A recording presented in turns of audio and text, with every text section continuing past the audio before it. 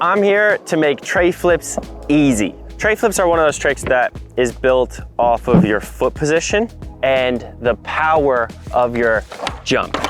So if you're having trouble getting the board to rotate all the way around, it's likely gonna come down to one of those two things. If you're a little bit younger and smaller, maybe you don't have as much power, we can go up a bank to get a lot more height on your tray flip. But if you're a regular sized adult and you can jump decently high, tray flips on flat ground are definitely possible for you. Even though your tray flips will flip over like a kick flip, the actual flicking motion is a lot different. It's more similar to a shove it motion than it is a kickflip motion. A lot of times I hear people say, your front foot doesn't do anything on tray flips. And even though your front foot is the more passive foot, it is doing something. So we're not gonna completely let our front foot just fall asleep. I want you to use your front foot as if you were doing a light half kick flip. And as your board rotates when you initiate the tray flip, your kick flip will come off of the side of the board and just help guide the flip along. You're not gonna rely on your front foot to flip the board all the way, but it's definitely gonna be involved and it will help it flip. Your tray flip will be powered by your back foot. So your back foot position is really important. Over the years, I've adjusted where my back foot goes on the tail. Either all the way on the outside at the back of the tail, or down in the pocket, more on the grip tape, focusing on pushing my ball of my foot into the grip tape. And I feel like I'm trapping this back wheel down against the ground. So, now that you know your foot position, let's get our weight distribution right.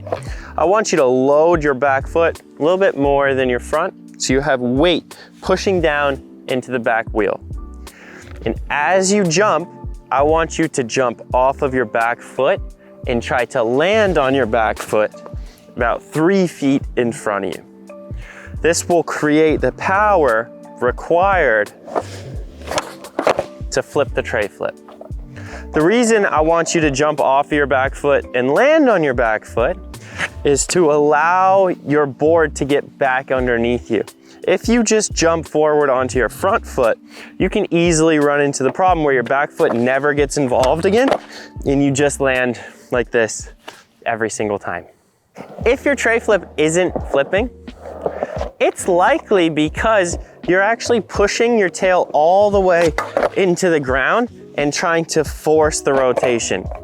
I want you to feel like you're jumping off of the back wheel and letting your board just bounce into the ground, essentially while you're not on it. It's very similar to the motion you would do for a hippie jump where you just hit the tail against the ground, but you're adding a lot more power and you're jumping off of more of this back left wheel. Sometimes with flip tricks, after you take off, you'll have a lot of feel for it in the air and you'll kind of guide the trick. But with tray flips, I call it kind of like a one and done trick where all of the flicking motion happens right at takeoff. There's no real adjustments that you're making along the way to adjust the flick. That all happens in your setup and your jump. If this gave you confidence to go to the skate park and work on your tray flips, make sure you like this video and subscribe to our channel. If you're looking for more in-depth tray flip tutorials, you can check out either of these two videos right now.